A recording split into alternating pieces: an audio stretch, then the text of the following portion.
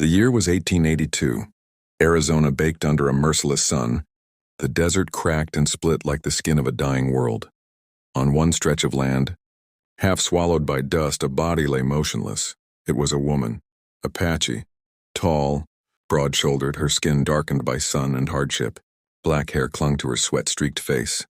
In her arms, pressed against her chest, a newborn whimpered, its cry rasping with thirst.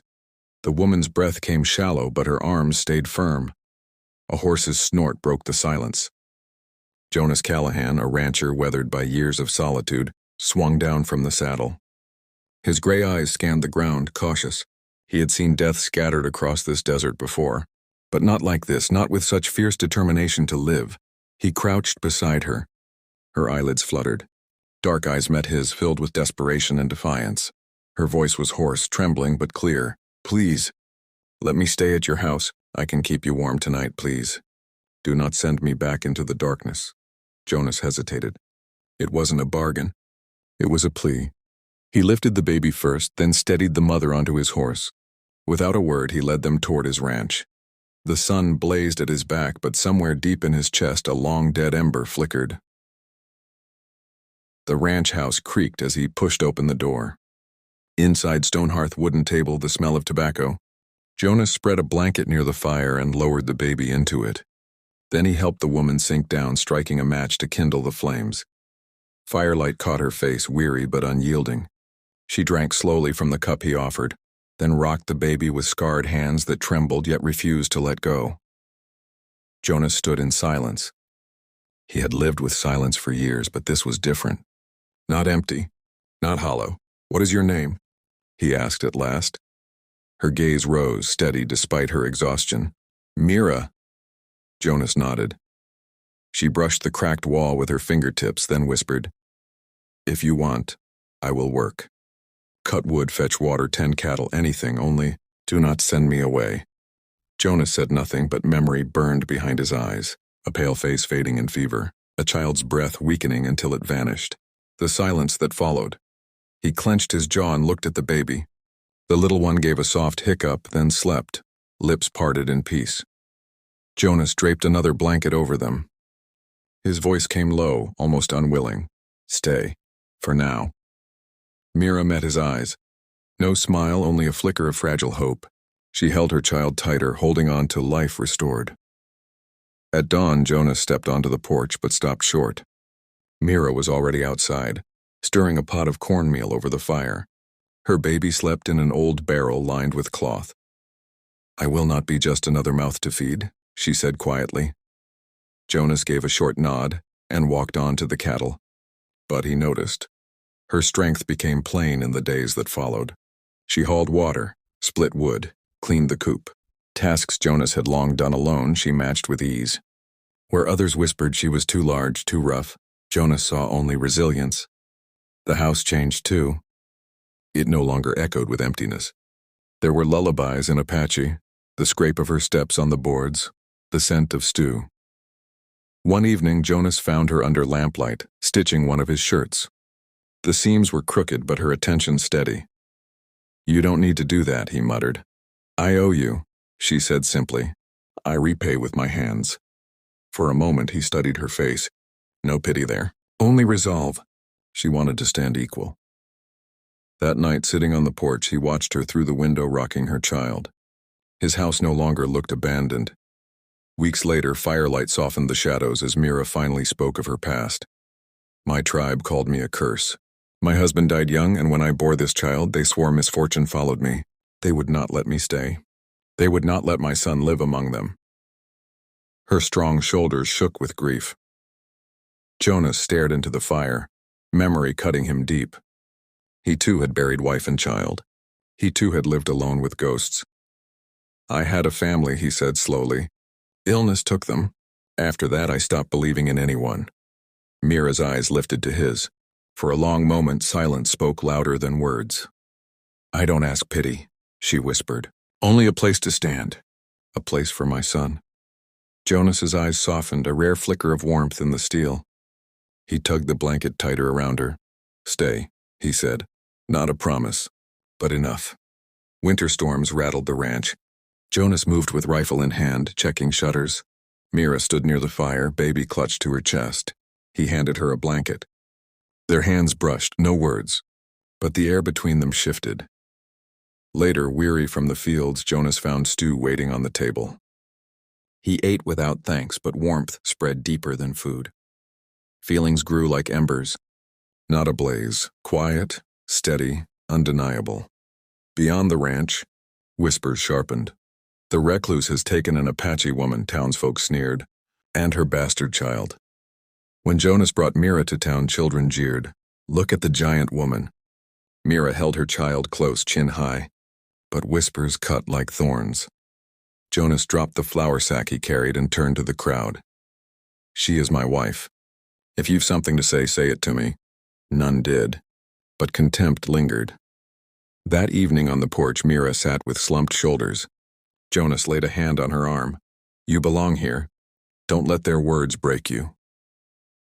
She lifted her head, but contempt festered. In the saloon, Briggs, the scarred brute who coveted Callahan's land, spat on the floor.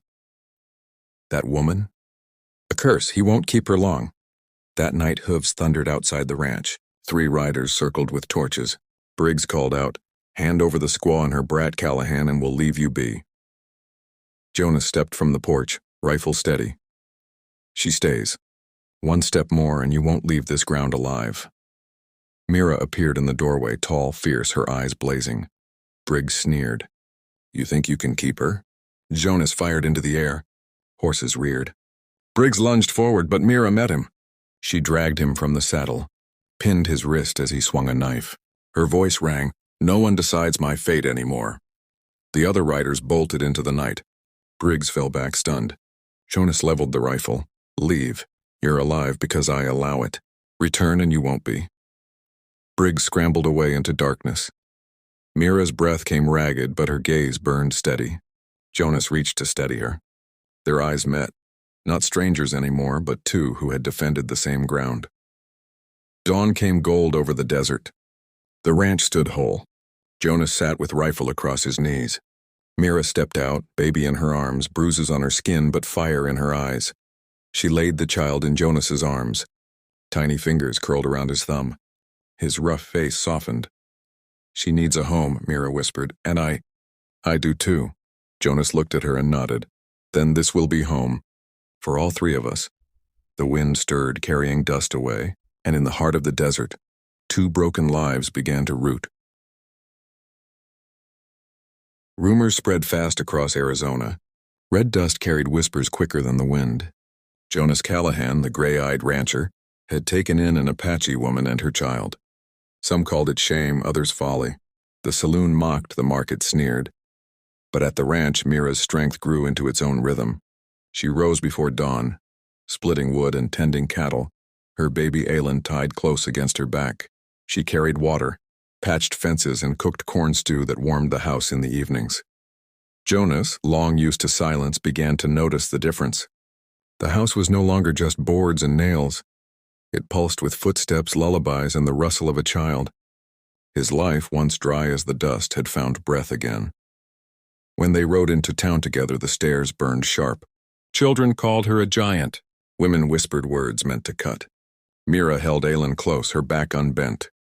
Jonas set down his sack of flour and spoke so all could hear. She is my wife. If anyone has something to say, say it to me. No one dared answer, but contempt lingered in the eyes that followed them. That night, Mira sat on the porch, shoulders tight, shame pressing heavier than the desert heat. Jonas placed a hand on her arm. You belong here. Don't let their words break you. She looked at him, fire flickering again in her dark eyes, but not all words stopped at whispers. In the saloon, Briggs, a scarred drifter with hunger for land, mocked openly. That old fool can't hold on to cattle, much less a woman. One day both will be mine. Whiskey laughter roared, but behind it was intent. Jonas's ranch was lonely land ripe for taking, and now Mira's presence had become their excuse. That night, the wind cut sharp across the desert. Jonas sat on the porch, Winchester across his lap. The old dog growled low. Then came the sound. Hooves, 3 sets, heavy and close, torches flared. Briggs led 2 others into the yard. His grin glowed in the firelight. "Jonas Callahan," he drawled. "Hand over the squaw and we'll leave you in peace." Jonas rose slowly. His voice was iron. "She stays. One more step and you won't leave this ground alive." Mira appeared in the doorway, tall and unshaken. Her eyes burned like flint in the firelight. Briggs sneered. "Think you can keep her?" "She's too much woman for you." Jonas fired. The shot cracked the torch from a rider's hand. Sparks sprayed. Horses reared. Chaos filled the yard. Briggs lunged from the saddle, knife in hand. But Mira met him head-on, her strength slamming him into the dust. He cursed, swinging wild, but she locked his wrist. Her voice rang across the night. "No one decides my fate anymore." The other two fled in panic. Briggs gasped beneath her grip, sweat shining in the torchlight. Jonas leveled his rifle. "Leave. You live tonight only because I allow it. Come back, and you'll be buried here." Briggs scrambled, mounted, and vanished into the dark. Mira dropped to her knees, chest heaving. Jonas lifted her up, their eyes meeting. No longer strangers, but partners in a fight for the same ground. Morning broke over the desert, gold and unyielding. The ranch stood scarred but whole. Jonas sat with his rifle, exhaustion deep in his bones, but peace flickering in his eyes. Mira stepped out, Aylin in her arms. Her bruises showed, but her gaze held fire. She placed the child in Jonas's hands. Tiny fingers curled around his thumb. His face softened into the rarest thing of all, a smile. "She needs a home," Mira whispered. "And I do too." Jonas looked at her for a long moment, then nodded. "Then this will be home. For all three of us." Weeks later, Jonas and Mira walked into town again hand in hand. He signed the papers that made her his lawful wife. Some scoffed, some muttered, but neither flinched. Outside, with her child in one arm and Jonas's hand in the other, Mira finally lifted her chin high. That winter carried unexpected warmth. Aylin's laughter filled the ranch, chasing away silence. Jonas built another room onto the house. Mira tended cattle, cooked stews, and sang lullabies that carried into the cold nights. By spring, hope grew stronger. Mira carried another child. Jonas worked harder than ever, but for the first time in years, he worked with joy. One evening, when the day's chores were done, the three of them sat on the wooden steps. The sunset stretched wide, painting the fields red and gold. Mira rested her hand on her belly. Aylin leaned against her shoulder. Jonas wrapped his arm around them both. No words passed, but his eyes said it all. Loneliness was gone. The wooden house was no longer just shelter. It was home. They had rebuilt life not with guns or wealth, but with trust, work, and quiet love. The West remained harsh. Dust storms would come. Prejudice would never vanish. But Jonas and Mira had crossed the hardest barrier, their own solitude. Once he believed his life would end in silence. She believed she was cursed to wander, but together, they had chosen to stay. Love in the West wasn't spoken in vows. It lived in small acts. A blanket pulled tight, a bowl of stew, a hand held in the dark. Through whispers and gunfire, through nights heavy with danger, they endured. And from that endurance, love took root, deep, steady, unshakable. Like roots gripping the desert earth,